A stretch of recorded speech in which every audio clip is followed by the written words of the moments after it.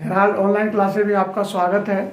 आज मैं एक नए कंसेप्ट और नए ट्रिक्स के साथ आपके सामने आ रहा हूँ।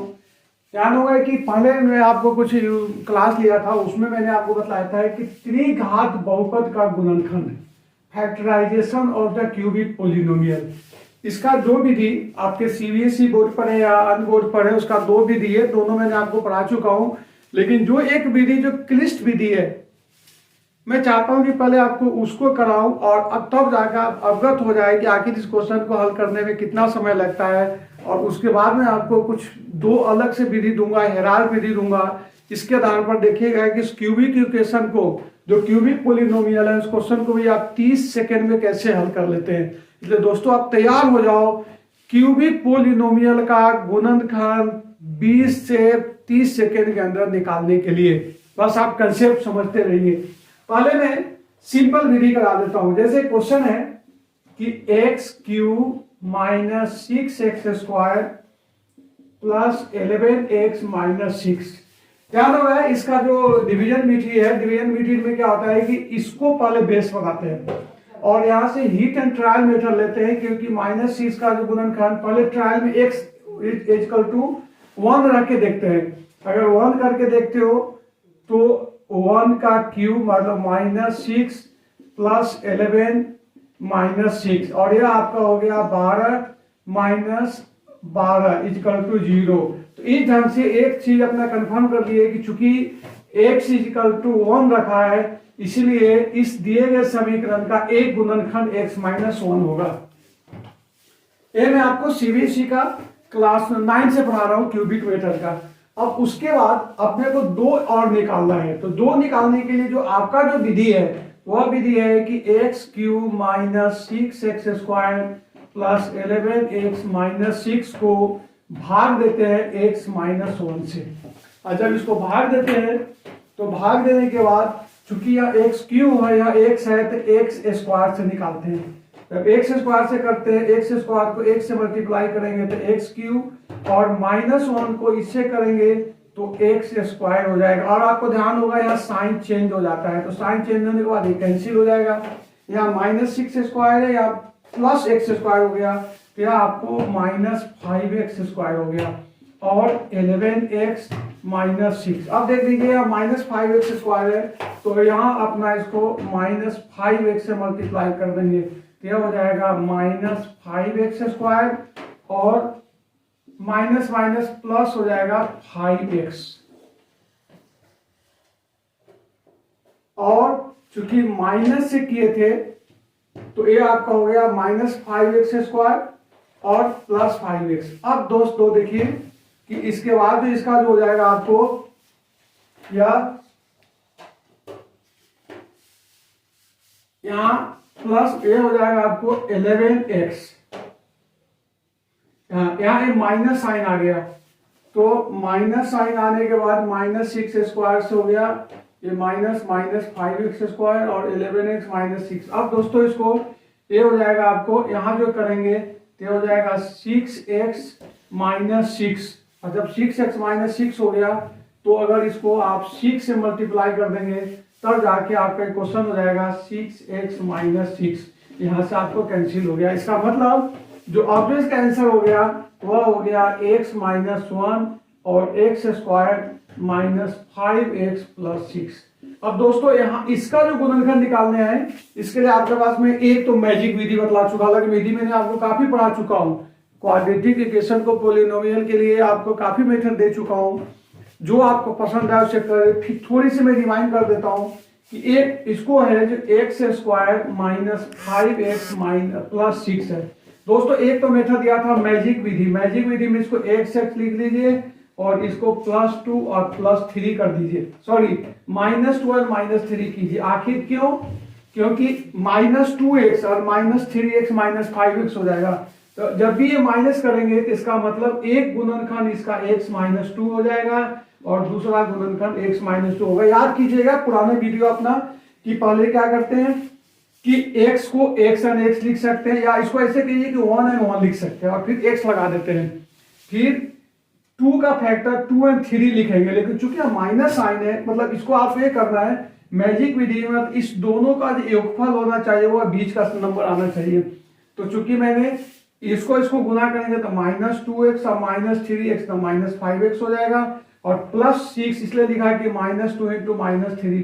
तो इस तरह से आपको इस क्वेश्चन का x -1, x -2 और x -3 यह आपका गुणनखंड हो गया। अब दोस्तों अगर इस क्वेश्चन को कितना भी करेंगे तो कम से कम 2 मिनट तो जरूर लगेगा। अब आप तैयार हो जाइए इस क्वेश्चन को ऐसे विधि पढ़ना कि इस क्वेश्चन को आप 30 सेकेंड में कर सकते हैं।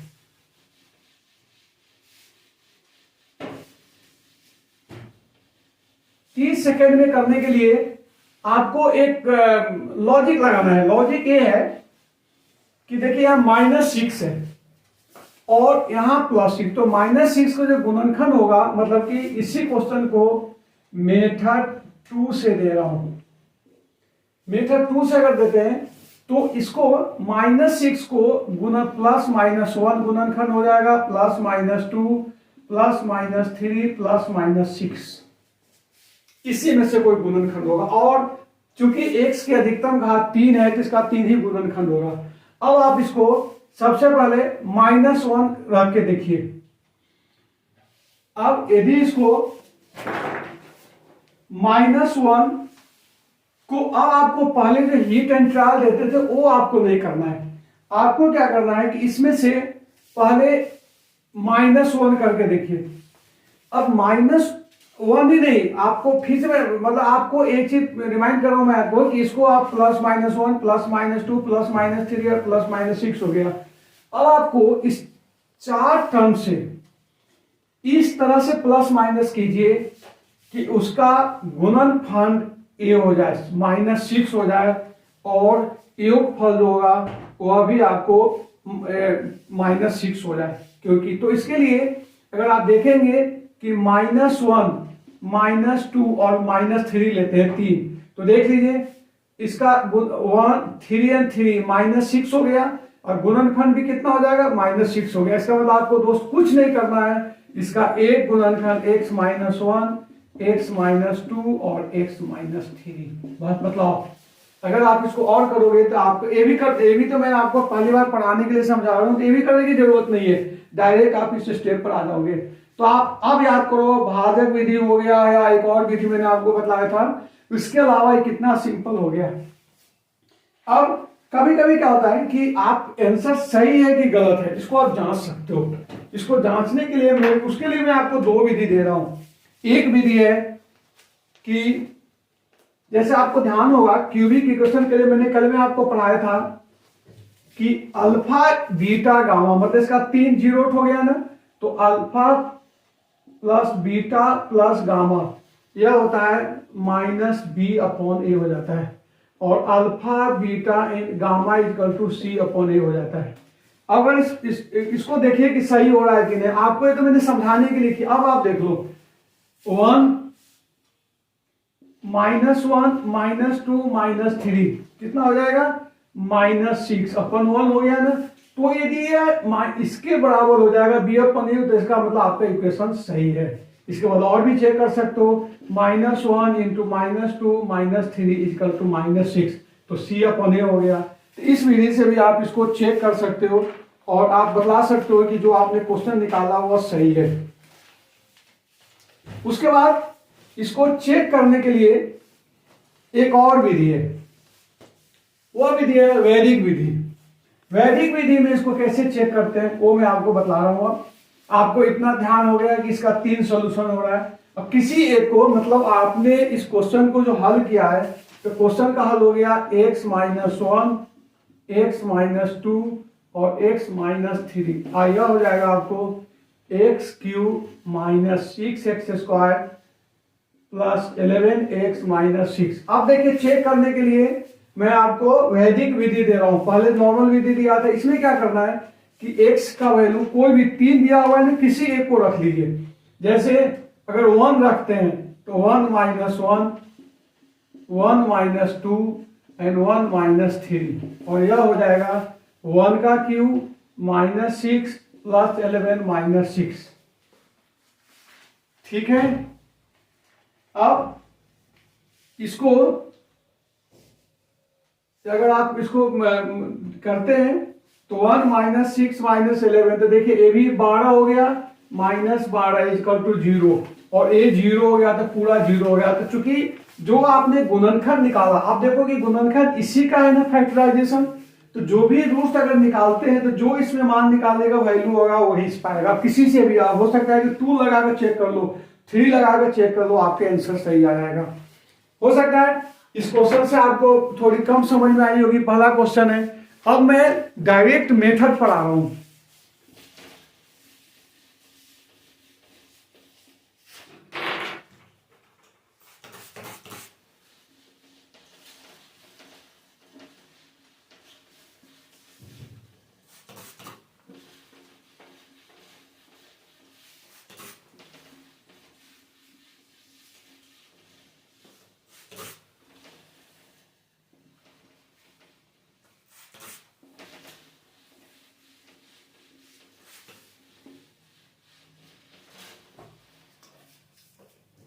डायरेक्ट जो मेथड है, एक दूसरा क्वेश्चन आपको करा रहा हूं।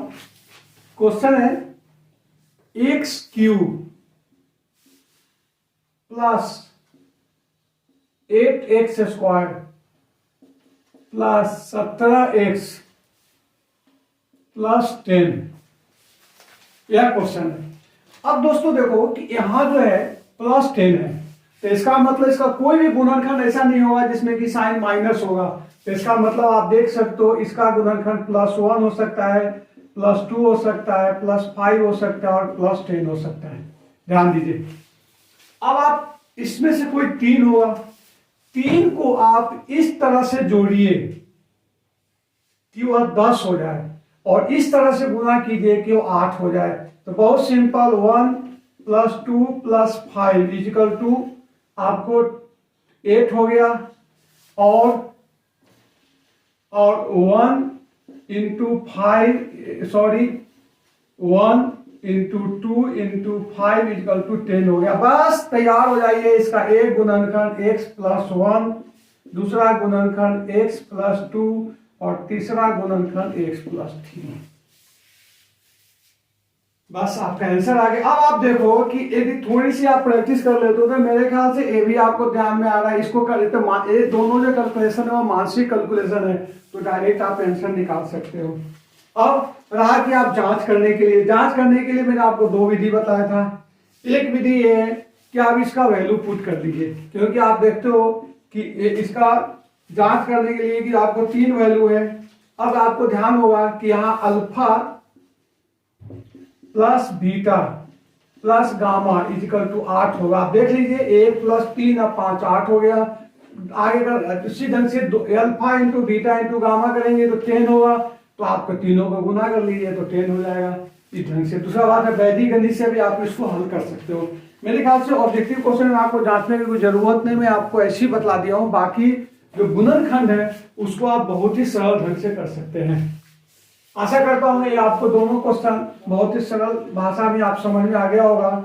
और जो क्यूबिक इक्वेशन का जो पोलिनोमियल का जो फैक्टराइजेशन है उसको आप कम से कम समय में कर सकते हैं। अब मैं आपको यहीं रोकने वाला नहीं हूं, कुछ क्वेश्चन और कराता हूं, क्योंकि इसमें जो मैंने क्वेश्चन कराया, अभी तक 2 क्वेश्चन कराया था, उसमें देखिए कि x का कोफिशिएंट 1 था, और हमेशा x के कोफिशिएंट को 1 ही रखना पड़ता है। लेकिन अगर कभी कोफिशिएंट नहीं है तब क्या करेंगे, उसके लिए मैं आपको थर्ड क्वेश्चन बतला रहा हूं। थर्ड क्वेश्चन है कि 3x³ - x²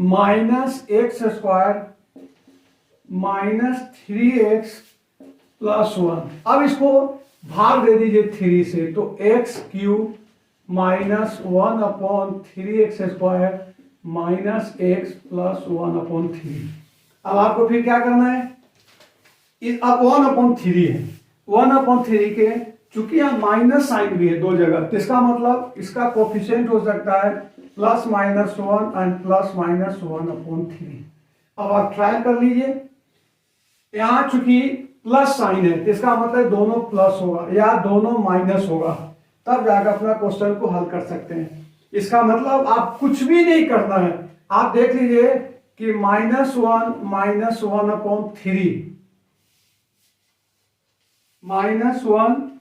और -1/3 अगर करते हैं इसको, नहीं सॉरी 3 आपको लेना है, तो 3 लेकर इस ढंग से लीजिए, 3 क्वेश्चन लेना है। तो अगर एक काम करते हैं, एक तो +1 ले लेते हैं, एक -1 ले लेते हैं, और एक चूंकि यहां साइन माइनस है तो -1/3 ले लेते हैं। बस देख लीजिए, अब इस तीनों को जोड़ते हैं तो 1/3 हो गया, और जब गुना करते हैं ध्यान दीजिए 1 1 -1 और -3, इसका मतलब आपको चुटकी बजा के इसका जो एक सॉल्यूशन हो जाएगा x + 1 x -1 और x -1/3। बस उम्मीद करता हूं कि आपको क्वेश्चन अच्छे से समझ में आ गया होगा। एक क्वेश्चन और करा के मैं चाहता हूं कि इसको आप समझें, फिर भी कहीं डाउट हो तो कृपया करके आप मेरे व्हाट्सएप पर, टेलीग्राम चैनल पर कहीं भी करके इसका समाधान आप ले सकते हो। जैसे क्वेश्चन है x³ + 13x² + 32x + 20। अब देख लीजिए, इसका 20 को अगर करते हैं तो प्लस माइनस, क्योंकि चूंकि प्लस है तो आपको तो हेडेक ही नहीं है, या तो इसका हो जाएगा +1 +2 +4 +5 +10 और +20। अब आपको 13 लाना है। 13 लाने के लिए अगर इसको करते हैं 2 और 4 6 और 5 11 नहीं होगा। अगर 1 और 2 3 और 10 13 कर देते हैं तब जाकर हो जाएगा। मतलब अब आपको दोस्त कुछ नहीं करना है। देखो 1 और 2 और 10 हो रहा है, तो इसका मतलब एक सॉल्यूशन हो जाएगा x + 1 x + 2 और x + 10। ये आपका आंसर हो गया। अब याद करो उस मेथड को। अगर आप 10th क्लास में जो विधि सिखाई जाती है, अगर उसको कंपटीशन में यूज करोगे तो आपको सबसे पहले हिट एंड ट्रायल पर एक बार x + 1 x + 2 करना पड़ेगा, फिर भाग देना पड़ेगा। यहाँ डायरेक्ट आंसर है। फिर मैं आपको बेसिक समझा देता हूं। मैंने क्या किया है, इसका गुणनखंड निकाला, ध्यान है ना, इसका इस ढंग से फैक्टर निकाला है कि चूंकि यहाँ प्लस साइन है तो माइनस की कोई सवाल ही नहीं है। या तो +1 होगा, +2 होगा, +4 होगा, +5 10 करके। अब आपको इस 3 में से इस ढंग से जोड़ना है कि जोड़ने पर 13 हो जाए और गुणा करने पर माइनस। तो मैंने क्या किया, एक +1 ले लिया, +2 ले लिया और +10 ले लिया। क्या हो गया, 3 और 10 13 और 1 और 2 2, आपको 10 से गुना कर दिया तो 20 हो गया। इसका मतलब 3 ही फैक्टर होगा जिसका आगे +1 +2 एंड +20 होगा और आपका आंसर आ गया। उम्मीद करता हूं मेथड आपको अच्छे से पसंद आ गया होगा। एक क्वेश्चन और कराता हूं आपको जो कि थोड़ी सी टिपिकल है, सिंपल क्वेश्चन। तो मैं उम्मीद करता हूं कि इस मेथड से आप बहुत अच्छे से कर लोगे।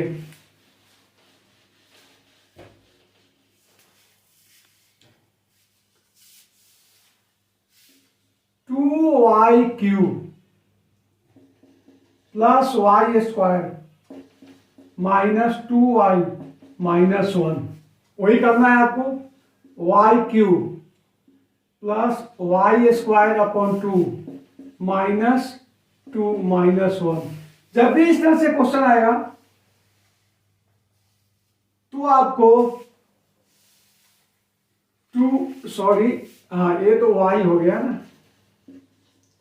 इसका मतलब जो इसका जो फैक्टर हो सकता है वह, चूंकि माइनस साइन है तो +-1 हो सकता है ना, +-1 या ये 1/2 हो गया, या +-1/2 होगा। अब आपको देखिए कि y² लाना है, तो चूंकि y² लाना है तो फिर वही बात, या तो इसको +1 -1/2 नहीं +1 -1/2 और ध्यान दीजिए यहाँ क्या करना है आपको कि यहाँ इसको -1 लाना है।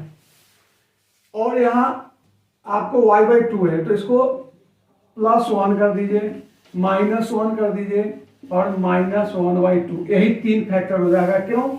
इस दोनों का अगर आप गुना करते हैं, इस दोनों तीनों को जोड़ते हैं तो प्लस माइनस माइनस ये दोनों कैंसिल होगा, -1/2 हो गया। और अगर आप इसको गुना करते हैं तो जो गुना करेंगे इसको तो माइनस माइनस +1/2 हो जाएगा। ये प्लस है, माइनस इसको 1/2 होगा, +1/2 रहेगा, तब जाके इसका आंसर आएगा। क्यों? यहां प्लस है। इसका मतलब आपका सॉल्यूशन हो गया x + 1, x - 1 और x + 1/2। है ना आसान? इसको आप क्वेश्चन को बहुत ही सरल भाषा से कर सकते हैं। हालांकि आज मैं आपको एक विधि और सिखा रहा हूं, भाग विधि के, लेकिन मेरे ख्याल से मैंने जो देखा है कि सबसे जो आसान विधि यही है। इसको आप अलग अलग क्वेश्चन से प्रैक्टिस करें और क्वेश्चन को हल करें। एक मेथड और आपको बता रहा हूं, इसमें क्या करना पड़ता है कि जैसे कि x³ + 13x² + 31x - 45, इसका आपका गुणनखंड निकालना है। इसके गुणनखंड में इस उससे थोड़ा लंबा विधि है, लेकिन इसमें आप क्या करना होता है आपको कि इस ढंग से करो कि इसका योगफल और इसका योगफल बराबर हो जाए या माइनस में हो जाए। जैसे क्वेश्चन है ax³ + bx² + cx + d, तो a + c यदि b + d के इक्वल हो, यदि a + c = b + d के इक्वल हो तो x + 1 एक गुणनखंड अवश्य होगा।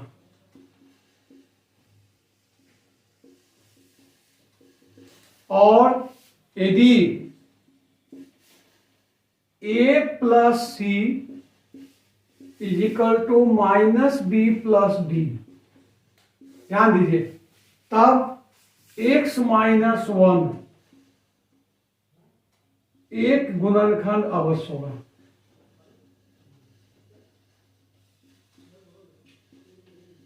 इससे क्या फायदा हो गया कि जो आपने हीट एंड ट्रायल मेथड वहां करते थे उसको मैं थोड़ा सा सिंपल कर दिया कि दोनों में से हो जाएगा। अब उसके बाद फिर आपको भाग विधि को भी थोड़ा और सिंपल कर देता हूं।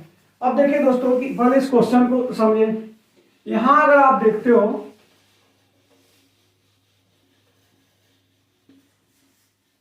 इसमें जो है कि यदि यहां देख लीजिए कि मतलब कि 1 + 31 = 13 - 45, तो यह आपका हो गया 1 + 14 हो गया, और 1 + 30, हाँ सॉरी 31, ये आपका 32 हो गया और ये भी आपका -32 हो गया। इसका मतलब हो गया कि एक गुणनखंड x - 1 जरूर होगा। तो x - 1 गुणनखंड हो गया। अब दोस्तों इसको क्या करना होता है यहां से कि चूंकि x - 1 एक गुणनखंड है तो x = 1 हो गया। मतलब अगर यहाँ माइनस होगा तो अपोजिट लिखिए, और वह इसको 1 को यहां लिख दीजिए, और यहां एक का गुणनखंड लिख दीजिए 1, x² का गुणनखंड हो गया 30, यह हो गया 31 और यह हो गया -45। अब अपने को क्या करना है कि इसको यूं का यूं उतार दीजिए x, तो इसका x² हो जाएगा। अब यहां इसको मतलब अगर 1 होगा तो 1 से गुना करके और यहां 1 कर दीजिए और इसको घटा दीजिए, तो यह हो जाएगा आपको +12x हो जाएगा। अब इसको 12x को यहां से इसको लिख दीजिए, तो ये आपका हो गया 14 हो गया, क्योंकि जोड़ा है, जोड़ना है इसको, 14x हो जाएगा। अब उसके बाद 14 को इससे गुना कर दीजिए तो 14। अब देख लीजिए यह हो गया आपको 45 हो गया। इसका मतलब ये हो गया आपको प्लस 45। ध्यान दीजिए फिर इसे गुना करेंगे तो यहाँ प्लस 45 कर इसको जोड़ेंगे तो कैंसिल हो गया। तो इसका मतलब इसका जो बहुपद हो गया वो हो गया x square plus 14x plus 45। मिटा के थोड़ा साफ साफ आपको लिख दू, x square plus 14x plus 45। अब आप देखो इसको आप 1x एंड 1x लिख सकते हो। यहां आप इसको 5 और 9 कर सकते हो। क्यों हो गया? तो x को 5 से गुना करते हैं तो 5x और 9x 14x हो गया ना। तो यहाँ प्लस, इसका मतलब एक गुणनखंड जो हो गया यह हो गया आपको x प्लस 5 और दूसरा हो गया x प्लस 9। और पहले से आपने x प्लस 1 निकाल चुका है, x माइनस 1 आप ले चुके हैं। तो इस ढंग से आपका 3 गुणनखंड हो गया जो कि आप बना सकते हो, आराम से कर सकते हो। इसके दौरान एक क्वेश्चन में आपको और करा देता हूं जिससे आपका बहुत ही कॉन्फिडेंस हो जाएगा। खास कर एक आपको पढ़ा चुका हूं, जो भाग विधि है ना उसको मैं चाहता हूं कि आपको सरल कर दूं।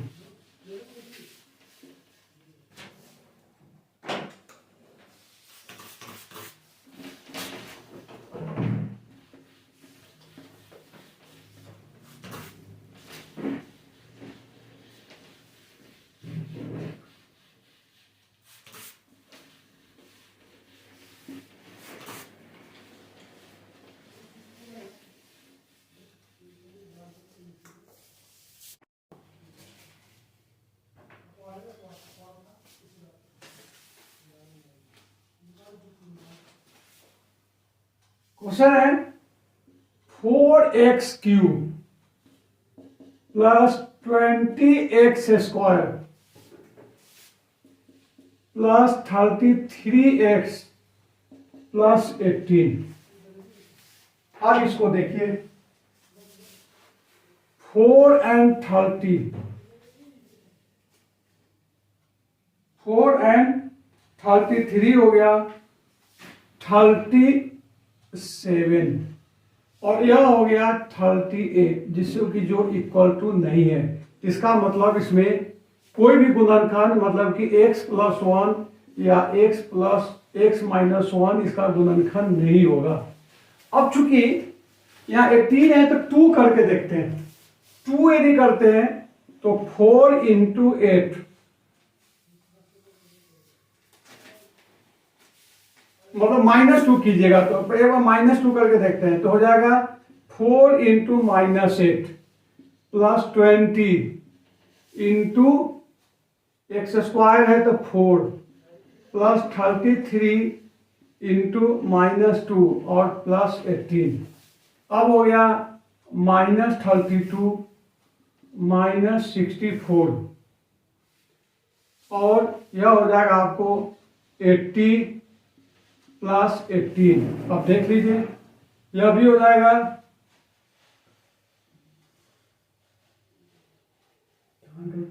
ना 32 और 80 और 18। यहां शायद ये आपका सॉरी 33 है तो 33 तो 66 हो गया तो यह हो गया आपको -98 और यहाँ हो गया प्लस 98। इसका मतलब ध्यान होगा कि जब इसका मतलब माइनस में है एक गुणनखंड इसका x माइनस 1 हो जाएगा। सॉरी एक गुणनखंड इसका x माइनस 2 हो जाएगा क्योंकि 2 को -2 रखा है इसलिए एक गुणनखंड इसका -2 हो जाएगा।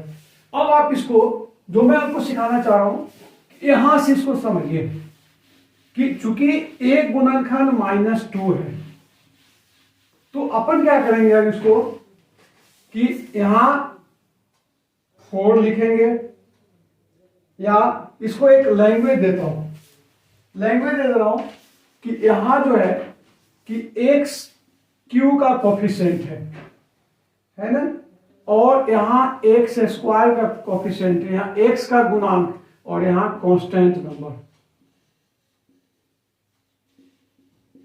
अब इसे देखिए, इसका कोफिशिएंट 4 है, इसका 20 है, इसका 33 है और इसका +18 है। अब यहां से -2 ले लीजिए। जब भी -2 लेंगे तो इसको तो यूं का ही उतार दीजिए, तो मतलब इसमें x² करना होगा, तो यह आपका 4x² हो जाएगा। अब -2 और 4 को अगर मल्टीप्लाई करते हैं तो यह हो जाएगा आपको -8 हो जाएगा। और जब इसको जोड़ेंगे, देखिए 20 में से 8 गया तो यहाँ +12x² हो जाएगा। अब फिर इस -2 को इससे गुना कर दीजिएगा तो -24 हो जाएगा, -24। जब -24 को करेंगे तब जाके यह आपका हो जाएगा +9 हो जाएगा। अब -2 को 9 से गुना कर दीजिए तो -18 हो गया, 0 हो गया। मतलब आपका दूसरा जो हो गया वो हो गया 4x², मतलब एक गुणनखंड आपका पता चल गया कि x - 2 है, और दूसरा इससे आपको गुणनखंड निकालना। फिर दोस्तों देखो, यहां से मैं गुणनखंड निकालने का आपको कितना सरल बता रहा हूं कि इसको आप लिख सकते हो 2x और 2x, और इसको लिख दो 3 और 3। क्यों? 2x को 3 से मल्टीप्लाई कर दो तो 6x और 6x 12 होगा, कुछ नहीं करना है, आपका एक गुणनखंड हो गया। इसका मतलब एक गुणनखंड हो गया x - 2, दूसरा हो जाएगा 2x + 3 और दूसरा हो जाएगा 2x + 3। उम्मीद करता हूं कि आपको बीजगणित का जो एक इंपॉर्टेंट और ट्रिकी टर्म था वो मैंने आपको बता दिया हूं। इसको आप खूब अच्छा से प्रैक्टिस करें। क्वेश्चन अगर आपको नहीं मिले, कुछ क्वेश्चन मैं आपको टेलीग्राम चैनल पर डाल दूंगा। इसके अलावा कुछ क्वेश्चन होगा तो आप आरबीसी की, सीबीएसई, आरबीसी किसी भी क्लास की बुक को अगर आप 9th क्लास के चैप्टर में देखोगे तो इसका क्वेश्चन हो गया, क्वेश्चन वहां से उठा रहे, क्वेश्चन वहां से ले और हल यहां से करें, और आप कोशिश करें कि जितना से ज्यादा टाइम बचा सके। Okay, thanks.